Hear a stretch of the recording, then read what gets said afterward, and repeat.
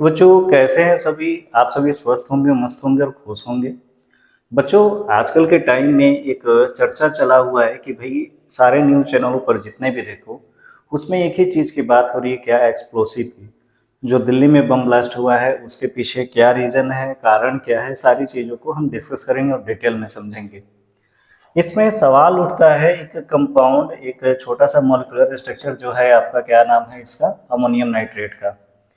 ये क्यों इस समय में चर्चे में है बच्चों, आशा करते हैं। तो बच्चों ये एक तरीके से हम क्या पढ़ते हैं, इसको एक्सप्लोसिव केमिकल में हम कैसे यूज में ला सकते हैं और इसके एडवांटेज और डिसएडवांटेज को हम पढ़ेंगे। ठीक है, तो चलिए देखते हैं क्या क्या चीजें हैं। अमोनियम नाइट्रेट जो बेसिकली इसमें दो मॉलिक्यूलर, जो इसका अगर आयनिक फॉर्म देखा जाए अमोनियम नाइट्रेट का, तो ये मिलके बना हुआ है NH4 प्लस और क्या है बच्चों, NO3 माइनस। ठीक है, जो NH4 प्लस होता है ये हमारा होता है अमोनियम। क्या बोलते हैं इसको, इसको हम कहते हैं अमोनियम। और जो NO3 माइनस जो है वो आपका क्या है, नाइट्रेट है। ठीक है, नाइट्रेट है। ये दो केमिकल कम्बिनेशन से मिलकर के बना हुआ है और केमिकली आइडेंटिटी इसकी क्या है, इसमें जनरली तौर पर एक चीज पढ़ते हैं, क्या होता है कि ये जो कलर होता है इसका कैसा होता है, व्हाइट कलर का होता है। किस कलर का होता है, व्हाइट कलर होता है। और ये क्या है कि क्रिस्टलाइन साल्ट है ना। ये जो अमोनियम नाइट्रेट है ये इसका फॉर्मेशन कैसा होता है, ये जो होता है वो क्रिस्टल होता है। क्रिस्टल छोटे छोटे जो कणों में इस टाइप से दिखते हैं, छोटे छोटे कणों में ये क्रिस्टल होता है। जैसे कि इसमें और भी सारी चीजें हैं, उसको एक एक करके बेसिकली तौर पर हम पढ़ेंगे। ठीक है, अगर हम इसके आयोनिक कंपाउंड के ऊपर बात करें तो इसमें अमोनियम है जो कि NH4 प्लस होता है और आपका नाइट्रेट है जो कि NO3 माइनस आयंस होता है। अब ये होता क्या है कि बच्चों अगर जनरल तौर पर हम इसको यूज में लेकर के आते हैं तो मेनली ये हम सॉल्युबल इन वाटर होता है, जिसके चलते हम एग्रीकल्चर में इसको यूज करते हैं यूरिया के फॉर्म में। और यूरिया जो कि नॉर्मली तौर पर हम यूज करते हैं अपने खेतों में, एग्रीकल्चर में कीटनाशक के तौर पर हम यूज करते हैं, एज ए पेस्टिसाइड के तौर पर हम इसको इस्तेमाल में लेकर के आते हैं। तो अमोनियम नाइट्रेट जो होता है मेनली ये कम्बिनेशन होता है इसका, कैसा इसका दिखने में होता है, व्हाइट कलर का होता है। और एक और चीज होती है कि अमोनियम नाइट्रेट जो होता है वो ये ऑर्डरलेस होता है और स्मेललेस होता है। अब इसका जो ज़्यादातर ये ऑर्डरलेस होता है, कलरलेस होता है, व्हाइट कलर का ये शो होगा। तो अमोनियम नाइट्रेट जनरली एक ऐसा कंपाउंड है जिसका हम जनरली तौर पर यूज करते हैं अपने घरों में। किसके लिए यूज करते हैं बच्चों, एग्रीकल्चर में, जो कि इसका एक फॉर्म है। क्या इसका एक फॉर्म हम यूज करते हैं लैंड में इरिगेशन के लिए, कीटनाशक के तौर पर इसका इस्तेमाल में लाया जाता है। अपने पैदावार को और बढ़ाने के लिए भी हम इस्तेमाल में लेकर के आते हैं। जनरली तौर पर इस समय में फसल बुआई होनी है गेहूं की, तो गेहूं में जितने खेतों में आप देखोगे तो ये हम एग्रीकल्चर में इसका ज़्यादातर यूज में लेकर के आते हैं। और एक और चीज़ है इसके बारे में, ये कहा जाता है कि जो अमोनियम होता है ये कैसा होता है, व्हाइट क्रिस्टल होता है। और क्रिस्टल में कैसा दिखेगा, व्हाइट कलर का दिखता है। स्मॉल कंपाउंड इसके, जो कि मेन इसका यूज कहाँ पर है, जो फर्टिलाइजर के तौर पर हम एग्रीकल्चर में यूज में लेकर के आते हैं। ये दरअसल जो होता है वो एक हाई नाइट्रोजन फर्टिलाइजर है ना। इसमें क्या है, नाइट्रोजन है। और नाइट्रोजन आप जब कभी भी जानोगे तो नाइट्रोजन जो है अगर कार्बन के साथ या ऑक्सीजन के ऑक्सीडाइजेशन जब होता है तो रिएक्ट होने के बाद से एक्सप्लोसिव के तौर पर भी ये कभी कभार वर्क करता है नाइट्रोजन। इसमें 34% जो है वो नाइट्रोजन यूज किया जाता है। और भी सारी चीजें हैं उसको समझते हैं। जैसे इंडस्ट्री में भी इसका यूज किया जाता है एज ए एक्सप्लोसिव के तौर पर। जैसे एक्सप्लोसिव में मान लेते हैं कोई खनन के काम होते हैं, या हम ये कह सकते हैं कि जब कोई भी कोल माइन से सारी चीज़ें निकाली जाती हैं तो वहाँ पर हम एज ए एक्सप्लोसिव के तौर पर इसको इस्तेमाल में ले जाते हैं। और कि इसका जो कंपोनेंट है इंडस्ट्रियल एक्सप्लोसिव में भी यूज में लाते हैं। और ये क्या होता है, एज ए फ्यूल के तौर पर हम इसका इस्तेमाल में लेकर के आते हैं, जो हमारा अमोनियम नाइट्रेट फ्यूल ऑयल होता है। और इसका यूज हम कहाँ करते हैं बच्चों, माइनिंग में, क्वायरिंग में और कंस्ट्रक्शन में, फॉर ब्लास्टिंग के लिए यूज किया जाता है। किसके लिए, तो इसका यूज किया जाता है ब्लास्टिंग के लिए। तो अगर हम इसका ऑक्सीडेशन कर दें तो ऑक्सीडेशन में क्या होता है, जनरली तौर पर क्या होता है, एक्सप्लोजन होता है। और एक्सप्लोजन के चलते हम इसको और अन्य जगहों पर, माइनिंग में, क्वायरिंग में, कंस्ट्रक्शन में और भी जगहों पर इस अमोनियम नाइट्रेट का यूज में लेकर के आते हैं। अब समझ में सवाल ये उठता है कि अगर ये प्रिजर्व किया जाता है, प्रिजर्व करने का मतलब कि रखा जाता है, तो वो कैसे रखा जाता है। अगर जनरल तौर पर इसको रखने की सवाल आती है तो कोई रूम अगर रखा जाए रूम टेम्परेचर में, तो उसमें बैलेंस करके रखना पड़ेगा। बैलेंस नहीं होगा तो काफ़ी दिक्कतों का सामना करना पड़ सकता है, कोई ऑक्सीडेशन हो जाए, कोई एक्सप्लोजन हो जाए, तो उसको प्रिजर्व करके रखा जाता है, प्रिजर्व करके रखा जाता है इसका मेनली।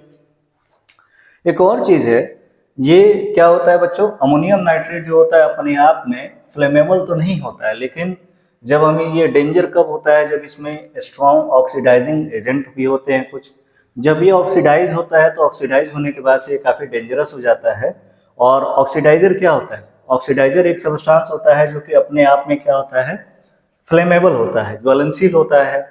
और ये प्रूव करता है कि ऑक्सीजन जो होता है इसमें स्ट्रांगली सपोर्ट होता है, किसमें, एक्सेलरेट करता है कंबशन में, अदर मटेरियल में, जैसे कि हम बात करते हैं फ्यूल में, वुड में और डस्ट में। ठीक है, इसके कुछ अब समझो भाई कि अमोनियम नाइट्रेट जो है जनरली इसका यूज हम किसके लिए कर रहे हैं, इसका यूज तो हम जनरली तौर पर एग्रीकल्चर में इस्तेमाल कर ले रहे हैं, लेकिन इसमें जो ऑक्सीडाइजर के लिए होने की वजह से ये अपने आप में एक फ्लेमेबल सब्सटेंस हो जाता है, ज्वलनशील हो जाता है। ज्वलनशील होने के लिए अब इसमें क्या करोगे, अमोनिया तो यूज कर लोगे, साथ में थोड़ा सा भी अगर चिंगारी फेंकते हैं, कहते हैं ना कि अगर पेट्रोल में थोड़ी सी चिंगारी फेंक दी जाए तो आग पकड़ लेता है, उसी टाइप से ये भी एज ए फ्यूल की तरह भी हम इसको यूज में लेकर के आते हैं। और जैसे कि फ्यूल हो गया, वुड हो गया और डस्ट हो गया, है ना।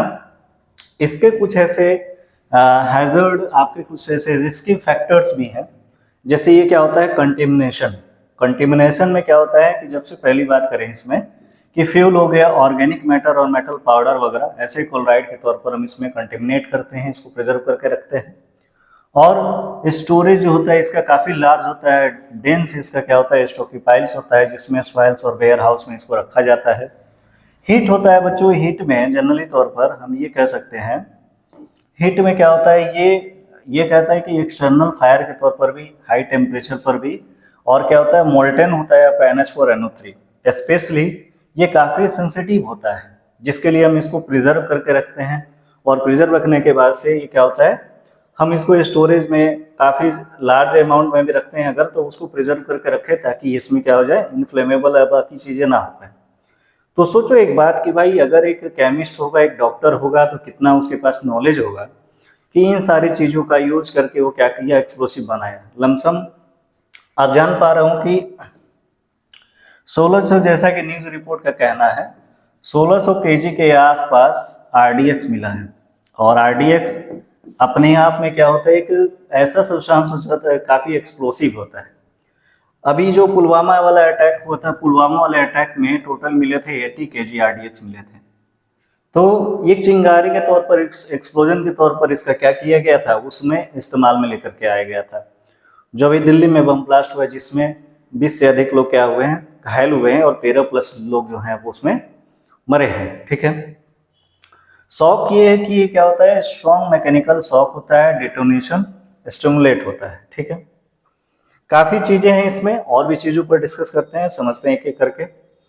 अब ये जो इसका जो अमोनियम का, जैसे कि कहाँ पे ये फेल हो रहा है, तो मेनली ये एज ए वेगरस डिकम्पोजिशन के तौर पर, एज ए फायर के तौर पर, और दूसरा होता है आपका कैस्टोफेरिक ब्लास्ट में। ठीक है, फायर के तौर पर कैसे होता है बच्चों, जैसे कि इसका कुछ हेल्थ इफेक्ट भी है, कुछ हैजर्ड भी होता है। तो मेनली 2-3 चीज़ों पर, पॉइंट पर हम डिस्कस करते हैं। जो इसका वेगरस डिकम्पोजिशन है, मेनली क्या है, तो वेगरस जो होता है वो दरअसल वेगरस फायर, जो कि टॉक्सिक गैस को रिलीज करता है। हैजर्ड क्यों है, क्योंकि इसमें नाइट्रोजन ऑक्साइड है, इसलिए क्या है, हैजर्ड है। और अमोनिया है, ये दो कॉम्बिनेशन से मिलकर बना हुआ है। हेल्थ इफेक्ट क्या है इसका कि भाई रिस्पायरेटरी इरिटेशन करता है, कॉजेज सेवर रिस्पायरेटरी आपका क्या करेगा, इरिटेट करता है, केमिकल बर्न्स हो जाता है, और पल्मोनरी इंजरीज इसमें काफ़ी चीज़ें होती हैं। तो हेल्थ इसका इफेक्ट, ये सारा चीज़।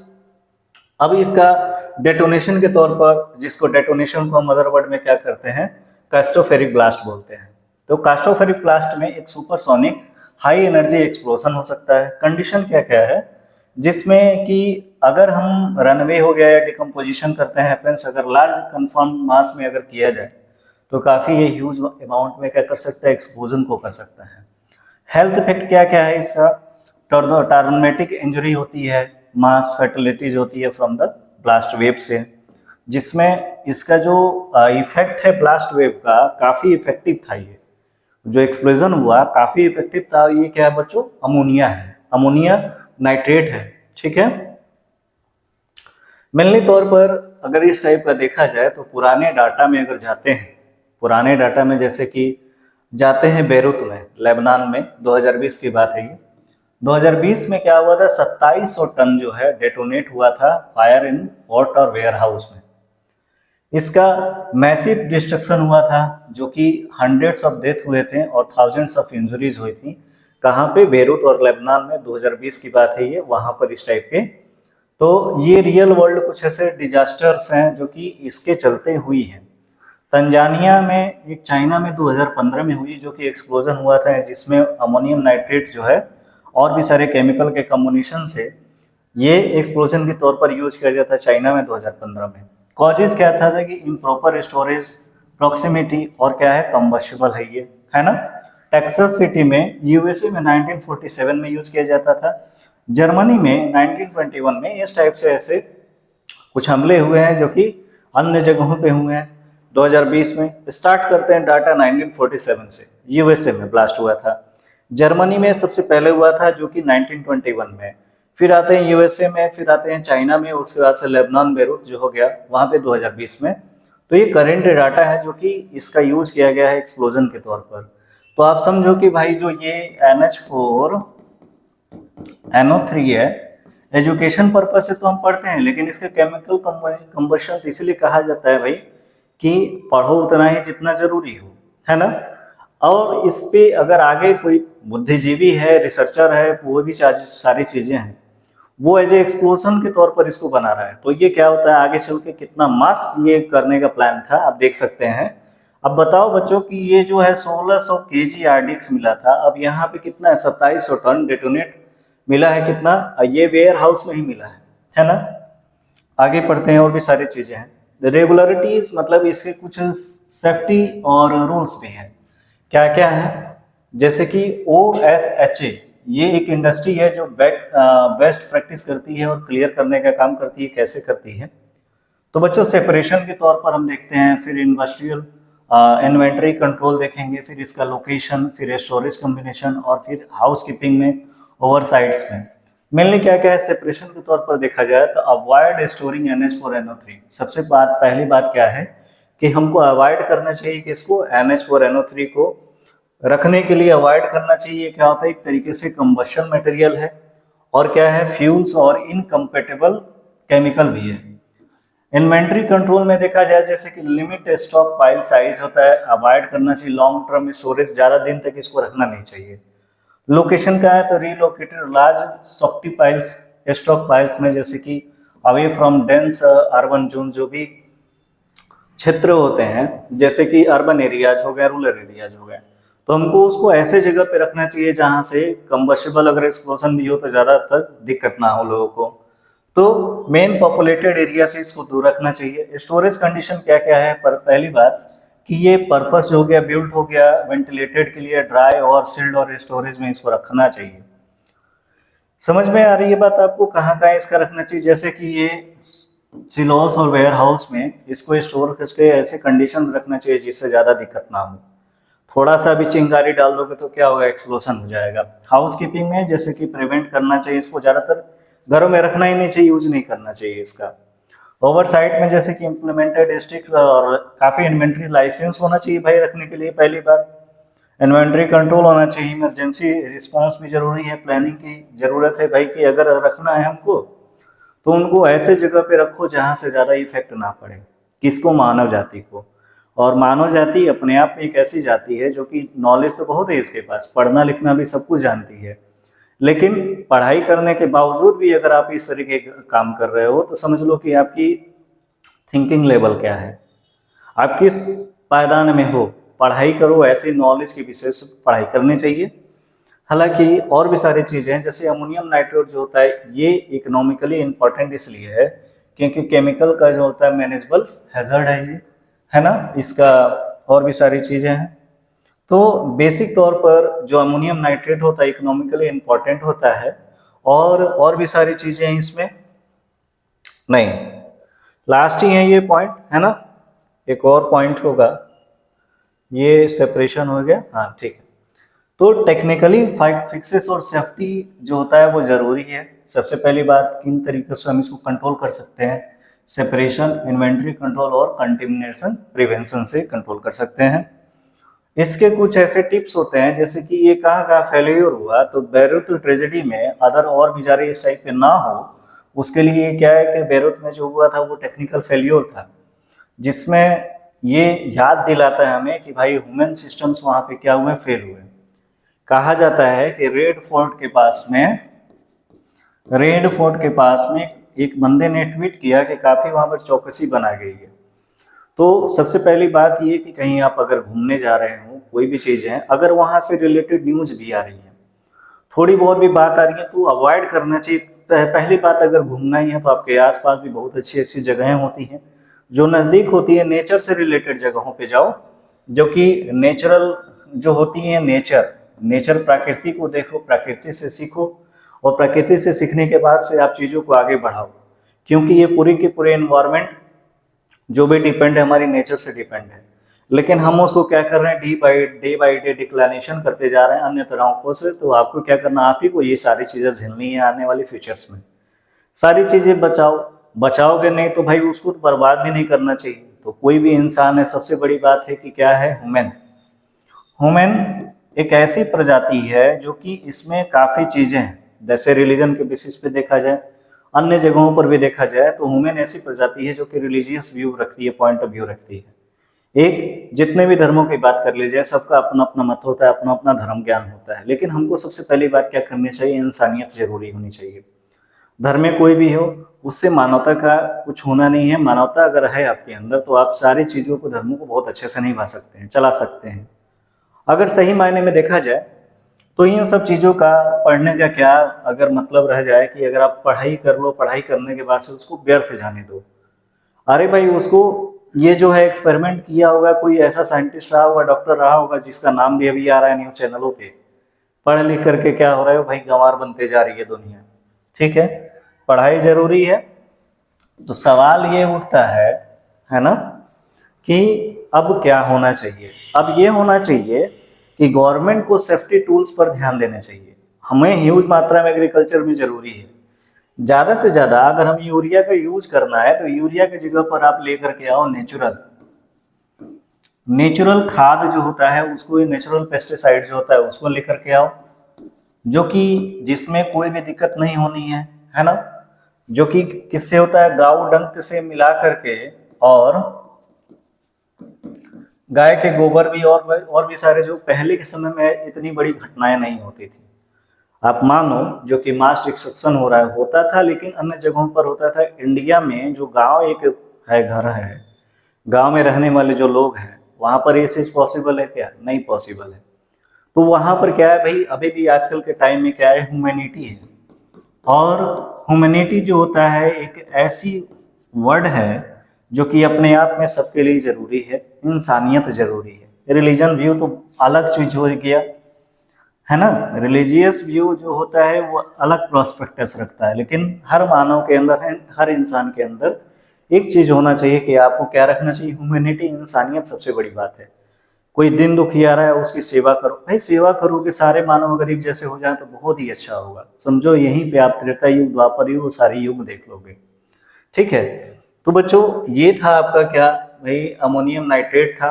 अमोनियम नाइट्रेट जो है, इसके एडवांटेज हमने देखे, इसके कुछ ऐसे डिसएडवांटेज हमने देखे।